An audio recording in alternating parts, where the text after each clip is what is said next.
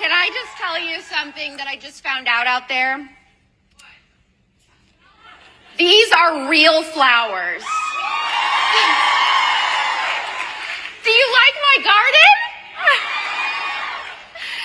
So I actually heard that 65% of this room has never been to YWLS before.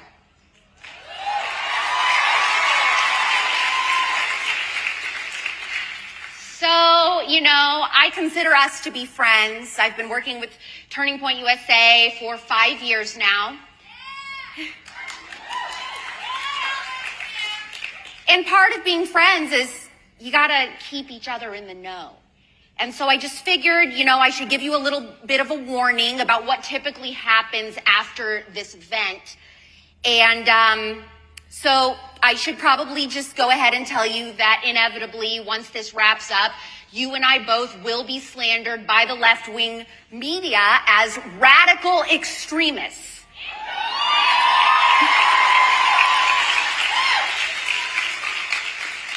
Who knew radical extremists were so freaking cute?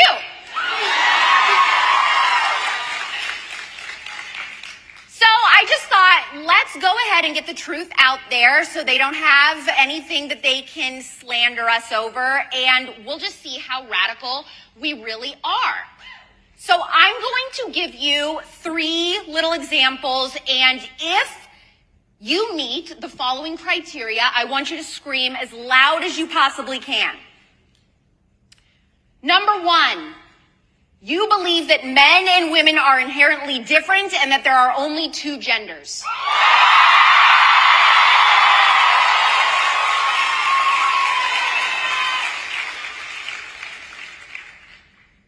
Number 2, you believe that big food and big pharma are complicit in the deaths of millions of Americans each year.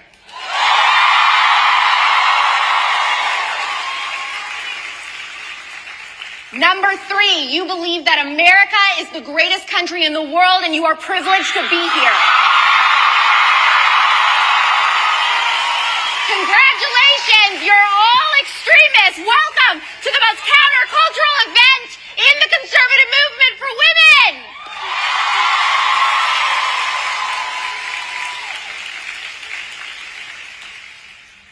If we haven't met before, my name is Alex Clark. I host the Spillover with Turning Point USA. Every year, this event has a theme, and this year it is Back to Our Roots. Now, what does that mean exactly? Well, my idea with the word roots, obviously there was a bit of a double meaning. You have gardens and flowers like you see all around us, which is so beautiful. But also, it's tradition. What is tried and what is true. This weekend, you're going to hear about what it means to embrace your femininity and get back to the traditional ways of life, from everything, from faith to food to parenting, even real journalism. Is anyone excited about my interview with House and Habit?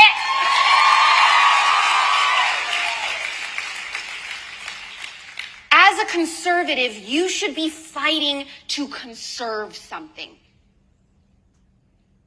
It is imperative that we look back throughout history and embrace what we were designed for physically, biologically, and emotionally. It's about restoring our culture by embracing our feminine gifts, nurturing the family unit, and turning away from the deceitfulness and poison that modern culture offers in order to produce better individuals, better families, and better societies. If we're going to win the culture war, we have to start at home. Throughout this speech, I want you to get ready, because when I say if we're going to win the culture war, you're going to answer, we're going to start at home. So if we're going to win the culture war, you're going to finish at home. So let's go ahead and do a test run. If we're going to win the culture war, you have to start at home. Excellent. Did anybody see the study that came out last August that said young men graduating from college are leaning overwhelmingly conservative?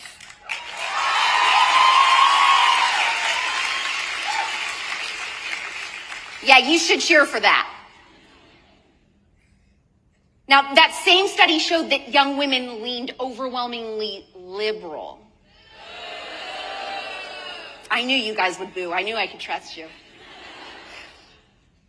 Now, that may seem discouraging for those of us in this room who are awake and desperate for women to know the truth. However, there is a new study that just came out, and some really good news, I think, that I wanted to share with you.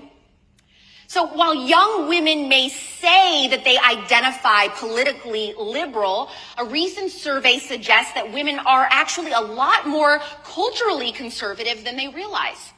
So let me know if you agree with what this survey found out.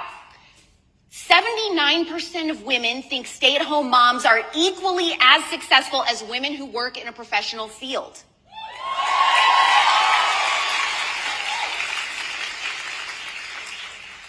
%68% plan to be married with at least one kid by 30.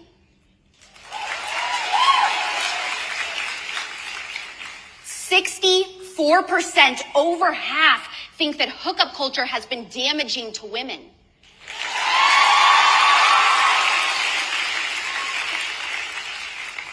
And yet only 20% of these women identified as politically conservative. Deep down, this tells us this next generation of women are instinctually conservative. And now that we know this, we in this room know what our mission is. It's to get to the next generation of women to understand that they do agree with conservative ideas. Women hold the keys to changing the culture through raising and influencing the next generation. If we're going to win the culture war, we have to start at home. The truth is, there is an innate desire within all of us as women to be nurturers, to be caregivers. Leaning into this innate desire and educating the next generation is how we win the culture war. And I just want to say that we don't always get to control our timeline. Wherever you're at in your life, it is your responsibility to be obedient to the Lord in the season that He has you in right now.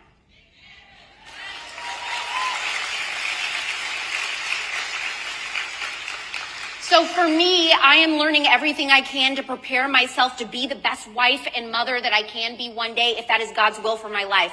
I'm learning about how to take care of my health. I'm learning how to limit my toxins in my environment. I'm learning how to grow in my walk with the Lord. And for now, I have been placed in a position to learn all of these different things alongside of you by facilitating countercultural conversations on the spillover.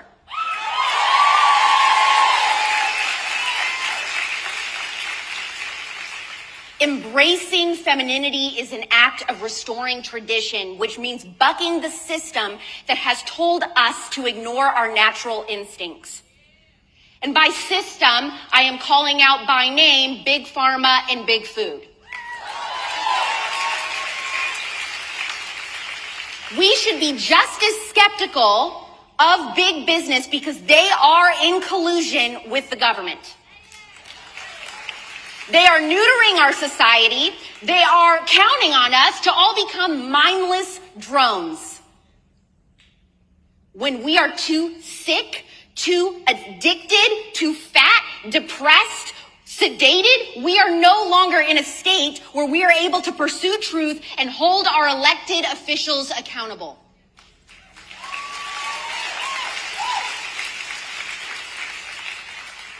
These industries depend on us forgetting that it is women who make the majority of day-to-day decisions for our family unit. We are the central nervous system for the home. We choose what goes into the pantry and onto the dinner table. We choose where our kids get an education. We sign the consent forms at the doctor's office. We choose what our kids watch. We choose who they pray to. Women control the temperament of the home just by the way we carry ourselves.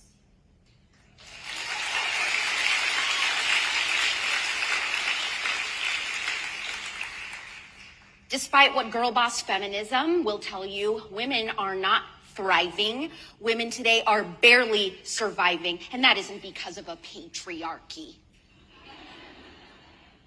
It is because of progressive shortcuts that have hurt more than helped. We are in a constant state of survival mode, physically and emotionally. We are being bombarded with terrible advice on all fronts. Your food that is supposed to fuel you and your mind instead is being weaponized to destroy your body. It is aimed at taking out your immune system, cognitive function, and even reproductive abilities. Women especially emotionally struggle because there is this false notion that we are less than men if we don't pursue both a career and a family at the same time.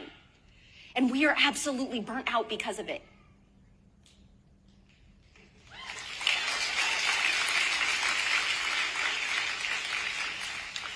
The truth is, the so-called remedies for many of these physical and emotional struggles are really just common sense and some behavior changes. They're simple, but instead, for your deteriorating physical or mental health, medical professionals will tell you there's a pill for that. Everyone wants to talk about, let's end the stigma around mental health. I don't know if you've scrolled through TikTok lately. I think we should bring the stigma back. One in 4 women today are on an SSRI or antidepressant. And I'm sure that there are many of you in this room who are, and I want to offer you hope and tell you that there is a way to get off safely and strategically, because I did it last year.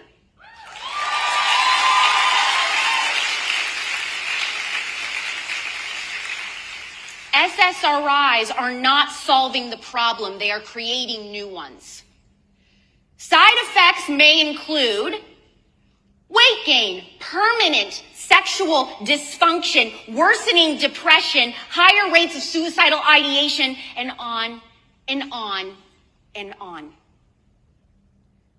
Listen, it's not that you're not sad anymore on these pills, ladies. You're not feeling anything.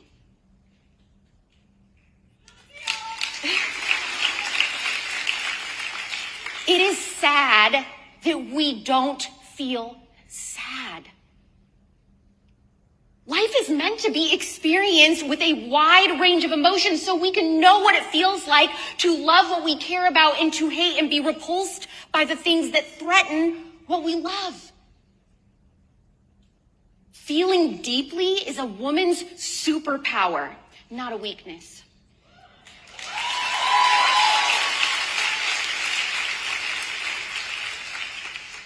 Tapping into our emotions and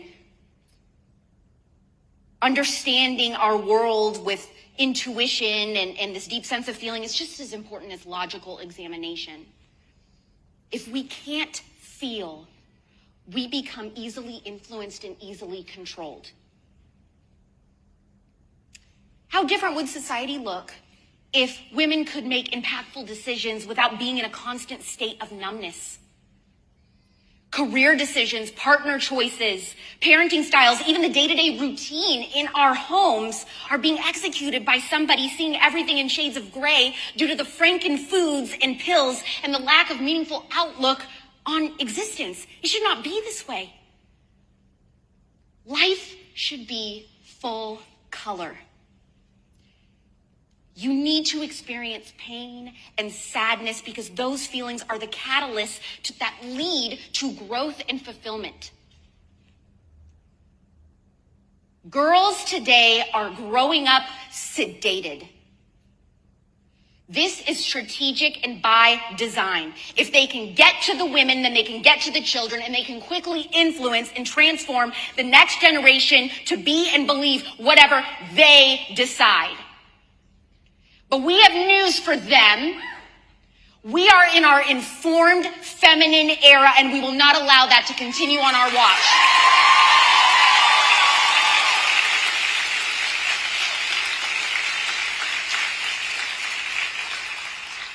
If we're going to win the culture war, we have to start.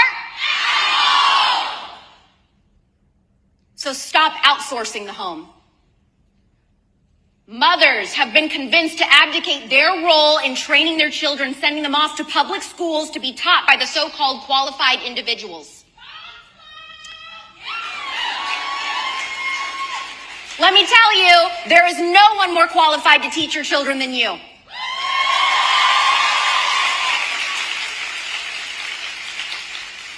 But nobody, and I hear this from my best friends who are moms, nobody wants to be seen as a bad parent. And so we've bought the lie and we've let them monopolize the better part of our children's lives for institutionalized education. Well, how has their plan been working out? 50% of adults in the US can't read a book written at 8th grade level. Hint, they weren't all homeschooled. Actually, do you know how we got education, public education in this country? Yeah, this is 5 orange juicy, as I like to say. You're exactly right. John Rockefeller and Andrew Carnegie took over the healthcare and education systems in our country to make a profit off of the sick and to establish a nation of workers. He literally said that. John Rockefeller, when he created the American public school system, said, I don't want a nation of thinkers, I want a nation of workers. And you know what? Public school is great if you love Karl Marx and you hate your children. John Rockefeller would be so proud of America today. You know, because we have absolutely succeeded in creating a nation of workers instead of thinkers. We have sterile and uninspiring government school buildings that are indistinguishable from prisons, where kids are lucky to get 10 minutes of fresh air. And it's actually poetic, I think, that he ended up gravely ill due to overwork later in life, because what do we think is happening to our 7-year-old who is asked to wake up before dawn, ride the bus for an hour, sit in a desk for another 6, ride the bus again for another hour, have dinner, do more school, then go to sleep and do it all over again? Let me tell you something. Children are no longer allowed to be children.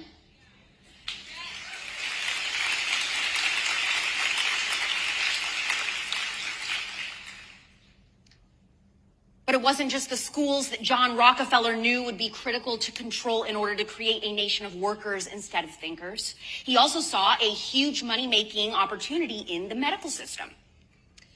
At the time, herbal and natural medicine were extremely popular in America. A proper diet and at-home remedies were the default method for dealing with most ailments. Half of American doctors in med schools were teaching and using holistic medicine.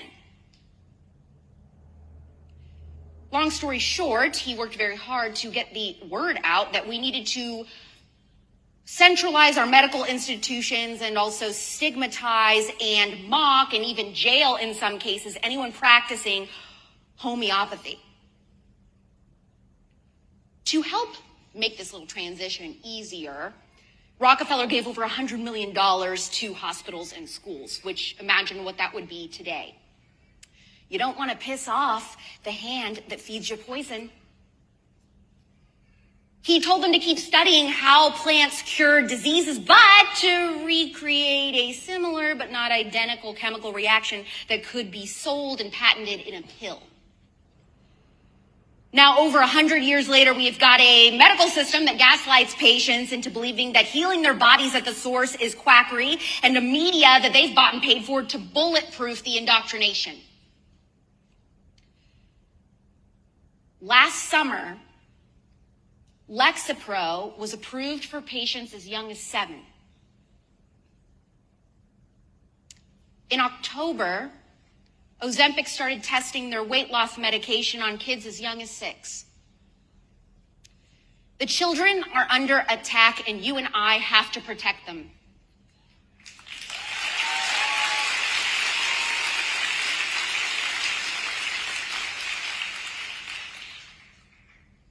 You want to know something that'll really freak you out? Guess who founded the American Cancer Society? John Rockefeller. We now have studies from major health organizations telling the American public which food is healthy, but the findings are funded by the food companies in question. A few days ago, we got this lovely Daily Mail headline: ultra-processed foods do not cause obesity. Says who? Says the U.S. government top diet advisors. Who are they and who pays them? These are the questions that you should be asking. Do you think the government would ever actually admit that it's been their nutritional advice that has been killing Americans for the last 4 decades? No, of course not. That is why every time you hear about the obesity epidemic, it's framed as a disease that just happens or bad luck. If that were the case, how do you explain that 9 out of 10 of the leading causes of death are rooted in metabolic disease? That's heart disease, insulin resistance, stroke, diabetes, everything associated with how we are treating our body and what we are putting into our body. The people telling you that cancer is a genetic disease and not a metabolic one are also accepting money from Coca-Cola. We cannot depend on the government or the people who make our food and medicine to do what is in our best interest. Big Pharma funds 75% of the FDA's drug review budget, and that doesn't even scratch the surface on the corruption. Anyone follow the food babe? I love her. She was on Spillover in February, and her name is Bonnie. And Bonnie Hari launched a petition this spring with American moms demanding that Kellogg's remove harmful artificial colorings from their cereals targeting children, which, by the way, they have been willing to do in every other country. Well, the petition, if you're wondering how well it did, it garnered over 100,000 signatures, so pretty good.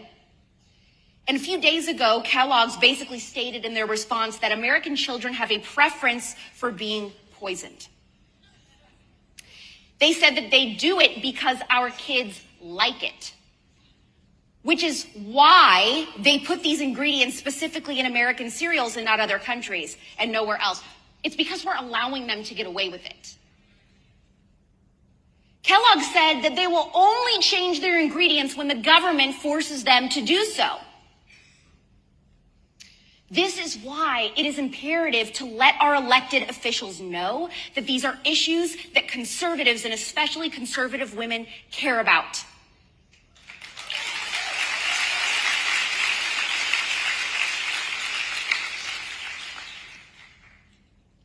Now, there will be some who disagree.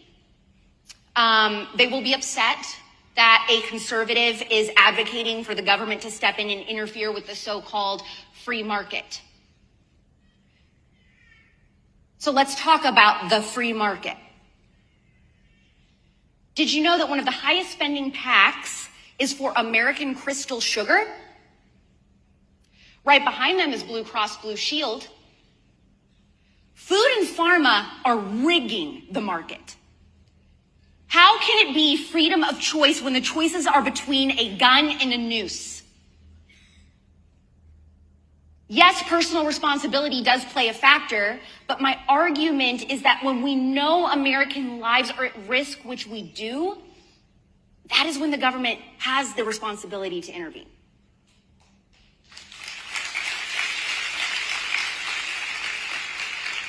I do not believe in big government. It sucks. This is one of those exceptions where I believe that they should step in order to protect innocent lives. It is the same logic, if you're having trouble understanding what I'm saying, it is the same logic as to why conservatives are anti-abortion and want it to be illegal to mutilate minors.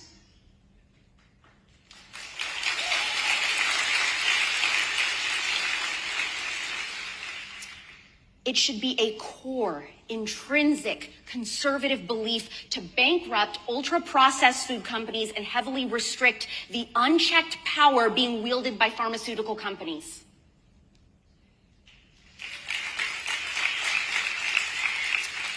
It is up. Let me say this again. It is up to the next generation of conservative women to make this happen because we are the central nervous system of the family. Remember, if we're going to win the culture war, we have to start at home.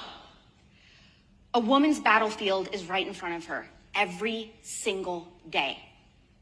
Whether that's raising children, going grocery shopping, helping your family navigate wellness checkups, or pouring this knowledge into other women around you, we each have plenty of work to do.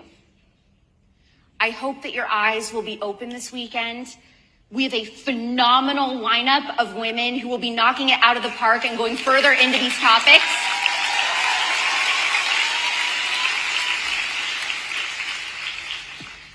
And when you leave Sunday, you should feel a conviction to act, because there is greater condemnation to those who have the truth, yet deny it by being inactive. After this weekend, it is your responsibility to align yourself with what is objectively good, realign your mind, modify behavior, share what you've learned with those around you, and you are here so that you will gain the confidence to do so. So before we kick off the most radical, offensive conference for conservative women in America, I'm going to leave you with 5 quick tips. 1, become addicted to the truth. What you're not allowed to talk about is exactly what you should be talking about at school, at work, at church, over and over again.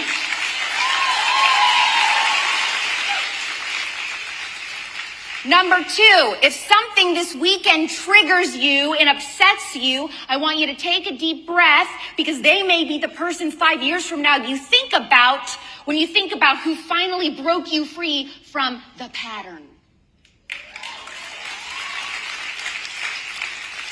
Number 3, we cannot be truly conservative without practicing good stewardship of the things that we've been given, like our bodies and our children. To neglect this is to fundamentally miss what it means to be conservative. In everything, we must take personal responsibility and not outsource to institutions who don't know you and don't want what's best for you.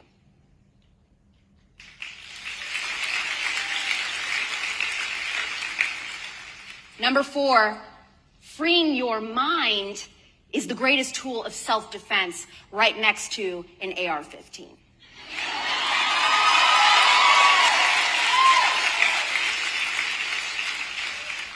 5, finally, rest assured, we are going to outlive the left. We are going to out-reproduce the left, and we are going to outvote the left.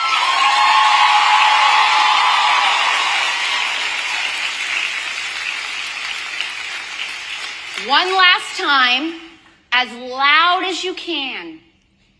If we are going to win the culture war, we have to start. Thank you. I'm Alex Clark. Welcome to